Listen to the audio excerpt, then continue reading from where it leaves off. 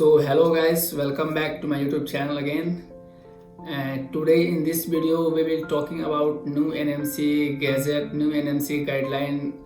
हाल ही में NMC guideline के मुताबिक कुछ नियम कानून आए हैं जो कि इंडियन स्टूडेंट अगर वो विदेश में अब्रॉड में एडमिशन ले रहे हैं, एमबीबीएस करने के लिए जा रहे हैं, तो उनके लिए कुछ गाइडलाइंस आए हुए हैं। तो आज के इस वीडियो में हम यही गाइडलाइंस के बारे में चर्चा करेंगे कि जो स्टूडेंट इंडिया से बाहर किसी भी कंट्री में अगर वो एमबीबीएस करने जा रहे हैं तो उनको किन बातों का सावधानी रखना चाहिए, किन बातों को उनको सोचना और समझना चाहिए।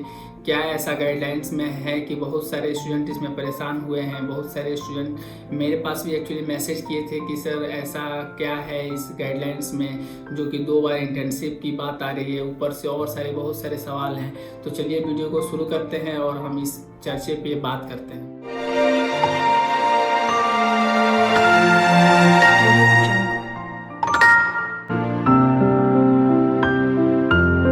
तो जैसे कि ये एनएमसी गाइडलाइंस 18 नवंबर 2021 को आया था और फिलहाल में बहुत सारे इसमें क्वेश्चंस हैं। तो आप अगर सेक्शंस में देखें तो जो 4th क्वेश्चन है उसमें ये है कि grant of permission registration for the foreign medical graduate पे क्या क्या है, यहाँ पे साफ लिखा है। तो ये जो गाइडलाइंस है इसके है कि अगर ये अनलेस अगर वो फॉलो नहीं करते हैं तो उनको डिग्री को मान्यता नहीं मिलेगी, उनको नहीं माना जाएगा कि वो बाहर से करके आए हैं और इंडिया में वो एलिजिबल नहीं होंगे एग्जाम के लिए या प्रैक्टिस के लिए।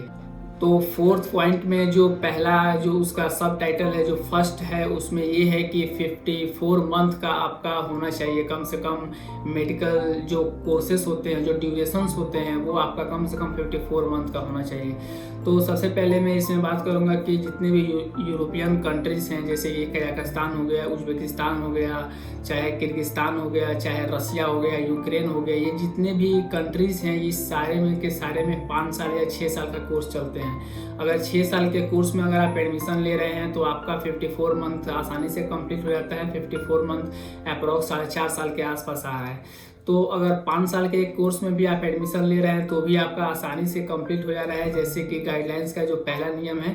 तो आपको यहाँ चिंता लेने की बात नहीं है। हर कॉलेज, हर कंट्री में ये 5 साल का या 6 साल का कोर्स करता है। लेकिन जो स्टूडेंट फिलीपींस जाते हैं, फिलीपींस में 5.5 साल का एमबीबीएस का कोर्स होता है। तो वहाँ दिक्कत की बात ये आती है कि फिलीपींस में 1.5 साल का एक्स्ट्रा वो सब क्लिनिकल या प्री क्लिनिकल सब्जेक्ट्स पे वो पढ़ाई करते हैं, स्कूलिंग जिसको हम एक तरह से बोल सकते हैं। तो वहाँ पे एक्चुअली फिलीपींस वालों को 4 साल का ही एमबीबीएस का कोर्स होता है, लेकिन हमारे गाइडलाइन के हिसाब से कम 4.5 साल का कोर्स होना चाहिए। तो जो स्टूडेंट फिलीपींस जा रहे हैं स्पेशली उनको इस बात को सोचना चाहिए और समझना चाहिए। पहले सोच समझ के ही एडमिशन लें और बढ़िया से पता कर लें, उसके बाद ही एडमिशन लें। जितने भी फिलीपींस के कॉलेज है वो 1.5 साल का एक्स्ट्रा अपना कोर्स लेते हैं, जो कि स्कूलिंग कोर्स होता है। उसके बाद एग्जाम होता है, फिर उसके बाद वो मेडिकल के लिए, एमबीबीएस के लिए एंट्री करते हैं। तो उनका अप्रॉक्स 5.5 साल का कोर्स होता है, लेकिन वो 4 साल का ही काउंट होगा। हमारे गाइडलाइन में 4.5 साल का कोर्स अप्रॉक्स है। तो फिलीपींस वालों के लिए थोड़ा सा इसमें सोचना जरूरी है, सोच समझ के ही कदम लें। सेकंड इसमें जो पॉइंट है वो ये है कि अगर कोई भी स्टूडेंट बाहर से किसी भी कॉलेज से, किसी भी कंट्री से एमबीबीएस करके आ रहा है तो उसको कम से कम 12 महीने यानी कि 1 साल वो उस कॉलेज से इंटर्नशिप करके ही आए। तो मोस्टली जितने भी कॉलेजेस हैं, आपको किर्गिस्तान, कजाकिस्तान, उज्बेकिस्तान, रसिया, वो पहले जो ड्यूरेशन है 5 साल का या 6 साल का, पहले आपको वो कंप्लीट करना पड़ेगा। उसके बाद वो फिर इंटर्नशिप कराएंगे, फिर उसके बाद इंटर्नशिप होगा साल भर का। यानी कि अगर आप 5 साल के कोर्स में एडमिशन ले रहे हैं तो 5 साल आपको कॉलेज का जो नियम कानून के हिसाब से जो उनका प्रॉपर वे में जो एमबीबीएस का ड्यूरेशन है वो आपको पूरा करना पड़ेगा। उसके बाद आपको 1 साल और एक्स्ट्रा इंटर्नशिप करना पड़ेगा। तो टोटल ड्यूरेशन आपको 6 साल के अप्रॉक्स हो जाएगा। लेकिन इसमें एक और है कि अगर वो यहाँ से करने के बाद इंटर्नशिप कर रहे हैं, फिर इंडिया में जा रहे हैं और इंडिया में जाने के बाद नेक्स्ट जो एग्ज़ाम दे रहे हैं, अगर एग्ज़ाम क्वालिफाई करते हैं, फिर उसके बाद वो 1 साल और इंटर्नशिप करेंगे इंडिया में। तो ये 2 बार इंटर्नशिप थोड़ा सा ज़्यादा हो जा रहा है। ये इंडिया में जो भी इंटर्नशिप है इस पर अभी सुप्रीम कोर्ट में इस पर अभी फाइल चल रही है, केसेस चल रही हैं। अभी देखिए ये हट भी सकता है, नहीं भी हट सकता है, लेकिन अगर हट रहा है तो बढ़िया है स्टूडेंट के लिए। अगर नहीं हट रहा है तो फिर आपको करना ही पड़ेगा। लेकिन जिस भी कॉलेज में आप जा रहे हैं वो उसका प्रॉपर हॉस्पिटल होना चाहिए और हॉस्पिटल के साथ साथ उसमें उसका वो इंटर्नशिप आपको कराए 1 साल का। और थर्ड नंबर में इसमें है कि जो भी कॉलेज से आप एमबीबीएस कर रहे हैं वो आप इंग्लिश मीडियम से ही आप एजुकेशन लेके आएँ, और जो डिग्री का प्रोसेस होता है वो भी इंग्लिश मीडियम से ही। तो मोस्टली जितने भी सारे कॉलेजेस हैं वो सब इंग्लिश मीडियम में ही पढ़ाते हैं, और डिग्री भी वो इंग्लिश मीडियम में ही, इंग्लिश पैटर्न में ही देते हैं। तो इसमें घबराने वाली कोई बात नहीं है। इसका जो नेक्स्ट पेज है, नेक्स्ट पेज में आपको कुछ सब्जेक्ट्स दिए गए हैं जो कि आपको कंपलसरी उस कॉलेज से करना ही होता है। जैसे कि बहुत सारे सब्जेक्ट्स हैं, जैसे कि सर्जरी हो गया, मेडिसिन हो गया, ईएनटी हो गया, ऑप्थेल्मोलॉजी हो गया, डर्मेटोलॉजी हो गया, साइकेट्रिक हो गया, चाहे और भी बहुत सारे सब्जेक्ट्स हैं। तो जनरली जिस भी कॉलेज में जाइएगा आपको 5 साल के ड्यूरेशन में ये सारे के सारे कोर्सेस, ये सारे के सारे सब्जेक्ट्स वो कंप्लीट कर देते हैं। तो इसमें भी घबराने वाला कोई बात नहीं है। नेक्स्ट जो पेज है सेक्शन 1, इसमें आपको थर्ड जो पॉइंट है कि लोकेशन ऑफ मेडिकल जो कॉलेज है चाहे इंस्टीट्यूशन है, अगर आप वहाँ से कर रहे हैं तो उसका पर्सनल मीन्स हॉस्पिटल होना चाहिए जहाँ से आप इंटर्नशिप कर रहे हैं, तभी ये वैलिड है।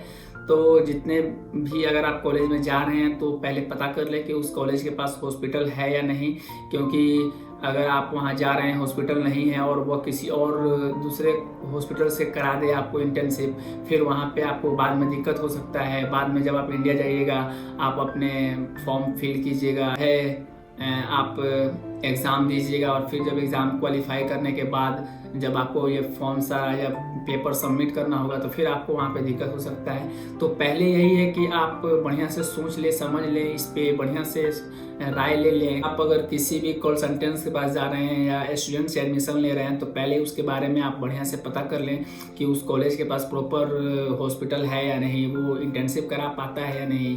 या अगर आप स्टूडेंट से एडमिशन ले रहे हैं तो स्टूडेंट से भी पता कर सकते हैं, स्टूडेंट भी आपको बता देंगे कि उसके पास से प्रॉपर हॉस्पिटल है तो वो प्रैक्टिस करा रहा होगा या नहीं। क्योंकि बाद में अगर आप स्टार्टिंग में थोड़ी सी गलती कर दीजिएगा और बाद में फिर जा कर के बहुत मुश्किल हो जाएगा, आपका डिग्री भी वैलिड नहीं होगा। तो फिर इतना सारा मेहनत करने के बाद, इतना सारा पैसा खर्च करने के बाद, अपना समय गंवाने के बाद फिर आप न इधर कराइएगा ना उधर कराइएगा। तो कोई भी कदम आप अगर ले रहे हैं तो सोच समझ के ही कदम लीजिए और इसके बारे में बढ़िया से सोच लीजिए, तभी कोई कॉलेज को चूज कीजिए, किसी कॉलेज पे जाइए। स्पेशली ये जितने भी यूरोपियन कंट्रीज हैं, जितने गाइडलाइन के हिसाब से हैं, इसमें सबसे एक बात ज़्यादा लगा कि इंटर्नशिप के बारे में, कि 2 बार वो इंटर्नशिप करने के लिए इसमें गाइडलाइंस में बोल रहा है। बाकी जितने भी पॉइंट्स है वो मोस्टली किर्गिस्तान में या कजाकिस्तान या उज्बेकिस्तान या रसिया, जितने कॉलेज हैं सब उसमें प्रोवाइड हो जाता है, सब वहाँ पे मिल जाता है फैसिलिटीज़ जितने भी गाइडलाइन के हिसाब से है। लेकिन फिलीपींस वालों के लिए स्पेशली ये है कि वो बढ़िया से सोच लें, वो जब भी एमबीबीएस करने जाते हैं तो उनका 4 साल का ही ड्यूरेशन होता है। तो अगर आप ये वीडियो देख रहे हैं और आपके जानने में या आपके दोस्त रिश्तेदार में कोई फिलीपींस के लिए सोच रहा है जाने के लिए, तो उसको एक बार ये वीडियो जरूर शेयर करें, उसके पास भेजें, ताकि वो भी इसके बारे में सोचे और सोच समझ के ही कदम ले, सोच समझ के ही एडमिशन लें। क्योंकि एक बार जब आप एडमिशन ले लीजिएगा तो पैसे भी खर्च होंगे, समय भी बर्बाद होगा और बहुत सारा दिक्कत का भी सामना करना पड़ सकता है आपको। तो मेरे हिसाब से ये गाइडलाइंस में कुछ ज़्यादा खास नहीं दिया हुआ है, जो भी है वो प्रॉपर किर्गिस्तान में फॉलो होता है। किर्गिस्तान उतना ये करके देता है ताकि आपको इन फ्यूचर कोई रिस्क नहीं हो, कोई दिक्कत का सामना नहीं करना पड़े आपको। तो होप गाइस आपको ये एनएमसी गैजेट और गाइडलाइंस के हिसाब से आपको ये वीडियो पसंद आया हो। अगर वीडियो पसंद आया हो तो वीडियो को शेयर ज़रूर कीजिएगा, वीडियो को उन दोस्तों के पास शेयर कीजिएगा जो एमबीबीएस करने के लिए अब्रॉड जाना चाहते हैं या जा रहे हैं। तो एक बार वो वीडियो देखें और समझें, उसके बाद ही एडमिशन लें। किसी भी कंसल्टेंसी एजेंट या स्टूडेंट से जब वो एडमिशन ले रहे हैं, आप स्टूडेंट या कंसल्टेंसी से पूरा तरह से पूछने की कोशिश कीजिए कि कॉलेज में क्या है क्या नहीं है। हर चीज़ के बारे में पहले आप बढ़िया से राय ले लीजिए, मशवरा कर लीजिए, उसके बाद ही आइए और एडमिशन लीजिए। अगर आप मेरे चैनल पर नए हैं तो चैनल को सब्सक्राइब कर दीजिए, ताकि आपको ऐसे ही इंटरेस्टिंग वीडियोस और नॉलेज और ब्लॉग रिलेटेड आपको सबसे पहला मिलता रहे। आपको नोटिफिकेशन बेल भी आप ऑन कर लीजिए ताकि आपको नोटिस मिलता रहे। फिर मिलते हैं नेक्स्ट ब्लॉग में एक नेक्स्ट वीडियो के साथ। थैंक्स फॉर वॉचिंग, अपना ख्याल रखिए, धन्यवाद। We'll be right back.